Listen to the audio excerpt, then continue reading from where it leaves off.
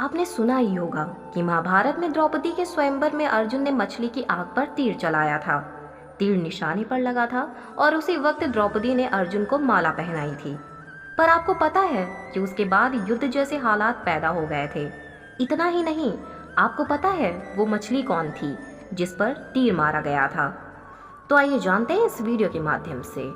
जानने के लिए इस वीडियो में अंत तक जरूर बने रहें और वीडियो में आगे बढ़ने से पहले वीडियो को लाइक जरूर करें। महाभारत और रामायण जैसे पुराण हमें बहुत सी बातें बताते हैं। ऐसी कई कहानियां हैं जो इन पुराणों ने सुनाई है। अब महाभारत को ही ले लीजिए। हमें ये तो पता है कि द्रौपदी का स्वयंवर हुआ था, पर यह नहीं पता है कि द्रौपदी के स्वयंवर के बाद आखिर हुआ क्या था। कई लोग द्रौपदी स्वयंवर को अपने हिसाब से ही देखते हैं, लेकिन आपको पता है कि इस स्वयंवर के असल मायने क्या थे? तो चलिए आज उसके बारे में थोड़ी सी बात कर लेते हैं। महाभारत में द्रौपदी के स्वयंवर के दौरान हर राज्य के राजकुमारों को बुलावा भेजा गया था। उस दौरान राजा द्रुपद ने खास तौर पर मत्स्य यंत्र बनवाया था। इस यंत्र में एक मछली लगवाई गई थी। महाभारत में भी जब द्रौपदी स्वयंवर का जिक्र होता है तब स्वर्ण मछली का जिक्र होता है। स्वर्ण मछली की आंख भेदना ज्यादा मुश्किल था क्योंकि दिन के समय धूप से वो और ज्यादा चमकती और उसका प्रतिबिंब पानी में आसानी से नहीं दिखता था। वैसे सुनहरी मछली कई प्रकार की होती है और जैसी मछली का महाभारत में जिक्र है उसके हिसाब से फीडर गोल्ड फिश या कॉमन गोल्ड फिश सबसे सटीक मानी जाएंगी। महाभारत में सिर्फ स्वर्ण मछली का ही जिक्र है। वैसे यह भी माना जाता है कि गोल्ड फिश ही सबसे पहले पालतू बनाई जाने वाली मछलियों में एक थी।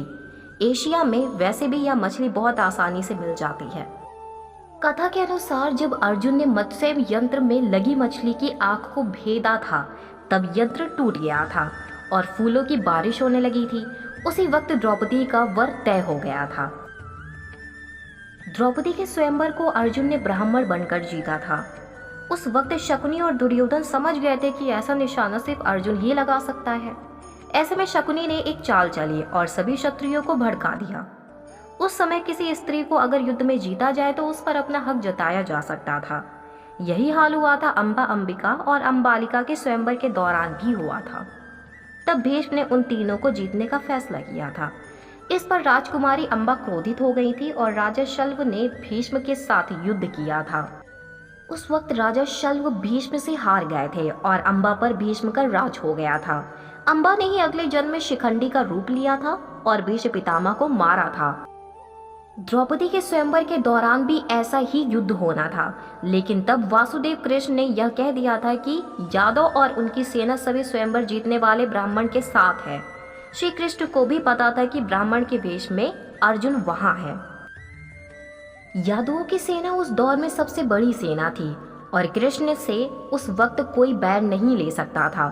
कृष्ण ने अपनी बातों में ये भी कहा था कि ब्रह्मा हत्या पाप है और ऐसा अधर्म करने से वो बाकी क्षत्रियों को रोकेंगे। यही कारण है कि द्रौपदी के स्वयंवर के बाद युद्ध टल गया था। इसके बाद ही अर्जुन अपनी पत्नी द्रौपदी को लेकर अपनी माँ के पास गए थे और वहीं द्रौपदी की पांचों पांडवों से विवाह की बात आई थी। अब यह वीडियो यहीं समाप्त होती है। उम्मीद है आप सभी को यह वीडियो पसंद आई होगी। वैसे अगर हमारी वीडियो से जुड़े आपके कुछ सवाल हैं तो वह आप हमें नीचे दिए गए कमेंट बॉक्स से बताएं। हम आप तक सही जानकारी पहुंचाने का प्रयास करते रहेंगे। वीडियो को लाइक और शेयर करना ना भूलें और ऐसी ही वीडियोस के लिए हमारे चैनल को जरूर सब्सक्राइब करें। अब मिलते हैं किसी नई जानकारी के साथ, तब तक के लिए राधे राधे।